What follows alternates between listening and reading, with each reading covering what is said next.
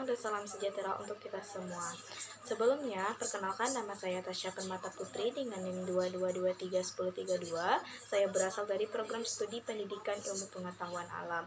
Nah, pada kesempatan video kali ini, saya akan menyampaikan atau mempresentasikan tentang administrasi layanan khusus. Nah, sebelumnya yang terhormat kepada Bapak Dr. Hanif Al-Fadri MPD selaku dosen pengampu pada mata kuliah Administrasi dan Supervisi Pendidikan. Nah, baik, langsung saja pada materi yang akan kita bahas pada pertemuan kali ini, yaitu tentang administrasi layanan khusus. Nah, sebelumnya kita harus mengetahui apa itu sih layanan. Nah, layanan adalah di mana kita membantu atau menyiapkan sesuatu yang diperlukan oleh orang lain secara baik dan memberikan pelayanan baik kepada seseorang itu tersebut. Nah, sedangkan kalau kita berbicara tentang administrasi dan layanan khusus ini, administrasi layanan khusus adalah berarti kita memberikan suatu pelayanan itu terencana, terstruktur, dan terorganisasi serta terprogram dan kita berikan secara khusus kepada seseorang atau kepada peserta didik nantinya. Nah, selanjutnya kita akan membahas tentang jenis-jenis layanan khusus dan beserta pengelolaannya. Nah, yang pertama itu adalah layanan perpustakaan sekolah. Seperti dengan namanya saja kita dapat mengetahui perpustakaan. Berarti adalah itu tempat di mana para peserta didik atau mahasiswa nantinya memperoleh ilmu pengetahuannya melalui baca-baca buku dan pelayanan lainnya di dalam suatu keperpustakaan yang ada di sekolah maupun di perguruan tinggi.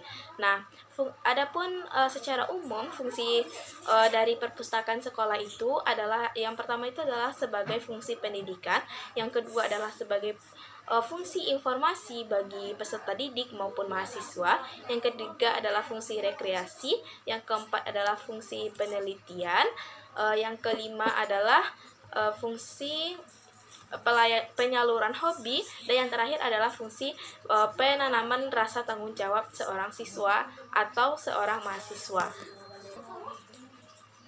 Nah, yang kedua, jenis layanan khusus yang diberikan oleh suatu sekolah itu adalah layanan laboratorium. Nah, layanan laboratorium itu secara sederhana dapat kita uraikan sebagai suatu tempat di mana dosen, mahasiswa, siswa, guru, dan lainnya itu melaksanakan kegiatan kerja ilmiah seperti praktikum, observasi, penelitian, demokrasi, dan pembuatan model-model dalam rangka kegiatan belajar mengajar. Nah, dalam perencanaan penggunaan laboratorium ini, sebelumnya guru dan siswa atau peserta didik menggunakan labor dan kita harus perlu membuat perencanaan penggunaannya terlebih dahulu. Nah, seperti yang kita ketahui, biasanya labor yang ada di sekolah maupun lainnya itu ada laboratorium fisika, laboratorium kimia, laboratorium biologi, dan lain sebagainya. Nah, baik, selanjutnya yaitu dalam penggunaan laboratorium itu kita menggunakan suatu layanan dari sekolah itu sendiri. Nah, dalam layanan laboratorium ini kita harus memperhatikan langkah-langkah yang dalam perencanaan penggunaan labor yang akan kita gunakan di sekolah tersebut. Nah, adapun yang harus kita perhatikan yang pertama kali itu kita harus menganalisis kurikulum secara keseluruhan, baik itu tujuan kurikuler, tujuan umum pengajaran, tujuan khusus pengajaran, pokok bahasan, serta sepokok bahasan yang akan kita pelajari dan terkait dengan labor yang kita gunakan. Nah, yang kedua yaitu menentukan bobot taksonomik pokok bahasan. Yang ketiga yaitu kita mengembangkan materi dari pokok bahasan. Yang keempat yaitu mengembangkan desain instruksional. Yang kelima yaitu menetapkan bagian dari materi pokok bahasan yang memerlukan laboratorium work atau laboratorium untuk kita bekerja nantinya saat pembelajaran. Nah, yang keenam yaitu peralatan yang akan kita gunakan. Dan yang terakhir itu kita penetapan langkah-langkah dalam pengajaran dengan memakai laboratorium. Yang keempat yaitu kafe di sekolah. Nah, biasanya ini sering kita sebut dengan kantin atau warung atau kafe dan lain sebagainya. Ini secara tidak langsung memberikan kaitan dalam proses belajar dan mengajar di sekolah dan merupakan salah satu bentuk layanan khusus yang diberikan kepada peserta didik maupun mahasiswa. Nah, dalam beberapa hal yang harus kita perhatikan dalam administrasi kafe ini. Yang pertama, kita harus memperhatikan kehigienisan dari makanan yang dijual. Yang kedua yaitu kebersihan tempat agar para siswa, guru, dan staf-staf yang ada di sekolah tersebut terhindar dari penyakit. Nah, yang selanjutnya yaitu makanan yang disajikan hendaknya bergizi tinggi yang diperlukan oleh siswa. Dan yang kelima, jenis layanannya yang berupa sarana ibadah. Nah, di setiap sekolah itu pasti kita seperti yang kita amati, pasti itu ada musola di setiap sekolah. Nah, seperti yang kita lihat juga di setiap fakultas yang ada di Universitas Negeri Padang ini memiliki masing-masing dari fakultas tersebut memiliki sarana ibadah yaitu berupa musola.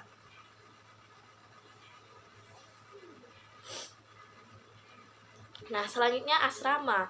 Nah, jenis layanan lainnya yang ada di sekolah maupun yang ada di perguruan tinggi ini salah satunya yaitu asrama.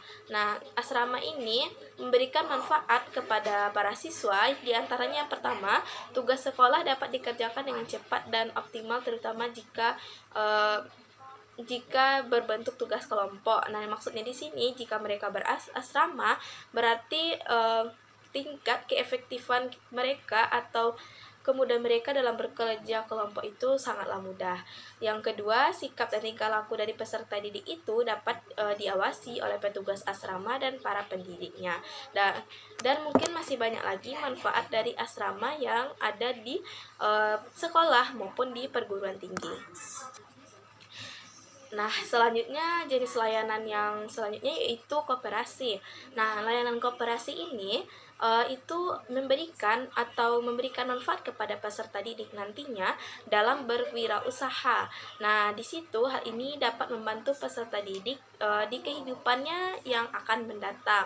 Nah, itu adalah bentuk layanan khusus dari koperasi yang ada di sekolah yang memberikan manfaat terhadap peserta didik, terutamanya pada saat mereka tamat dari sekolah itu tersebut dan memiliki jiwa kewirausahaan. Nah, selanjutnya kita akan membahas peran guru dalam administrasi layanan khusus. Nah, yang pertama seperti tadi yaitu administrasi perpustakaan.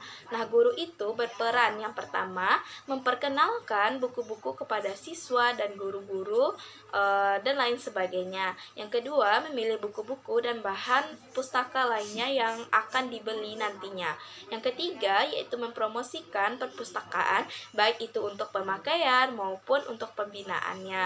Dan peserta didik ini bisa mengetahui jenis-jenis dan menguasai kriteria-kriteria yang umum yang menentukan baik buruknya suatu koleksi, dan peran guru juga mengusahakan agar siswa itu aktif membantu perkembangan perpustakaan. Nah, yang kedua yaitu layanan khusus kita tuh ada layanan UKS. Nah, UKS ini memberikan guru juga berperan dalam pelayanan UKS ini. Yang pertama yaitu memberikan pelajaran pendidikan kesehatan kepada siswa. Yang kedua yaitu melakukan pemeriksaan rutin terhadap siswa sekali seminggu dan lain sebagainya. Nah, selanjutnya yang ketiga, peran guru dalam administrasi laboratorium di sekolah. Nah, di sini guru berperan dalam memperkenalkan peralatan-peralatan yang ada di laboratorium.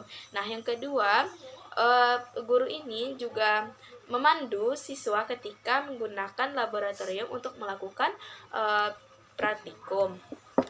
Nah, selanjutnya pengelolaan kafe tadi. Nah, dalam pengelolaan kafe ini, guru juga berperan dalam pelaksanaan atau dalam pelaksanaan jual beli di kantin sekolah tersebut.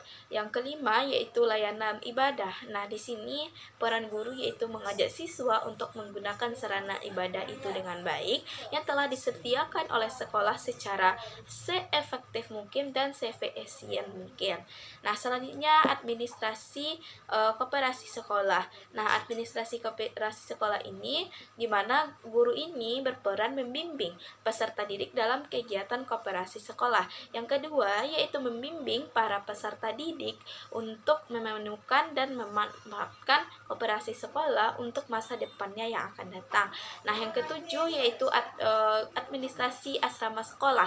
Nah, di sini guru berperan itu seperti sosialisasi mengenai kehidupan yang ada di asrama dan memberikan arahan atau menunjukkan atau sosialisasi aturan yang berlaku di asrama selama peserta didik itu tinggal di asrama tersebut. Nah, teman-teman semua, tadi saya sudah memaparkan tentang pengertian administrasi layanan khusus, jenis-jenis layanan khusus, peran guru dalam pengembangan layanan khusus yang ada di sekolah tersebut.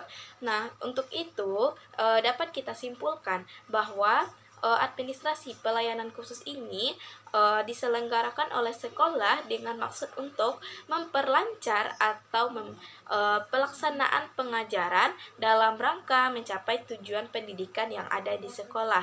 Nah, di mana di sini disusun, terstruktur dan terprogram serta terorganisasi secara efektif dan memberikan pelayanan khusus kepada siswa atau peserta didik. Nah, adapun jenis-jenis layanan khusus bagi peserta didik ini seperti pustaka, labor, UKS, kafe, sarana ibadah, asrama, dan koperasi. Nah, mungkin sekian yang dapat saya sampaikan. Kalau ada kata-kata yang salah, mohon dimaafkan. Saya sudah dengan wabillahi taufiq wal hidayah. Wassalamualaikum warahmatullahi wabarakatuh.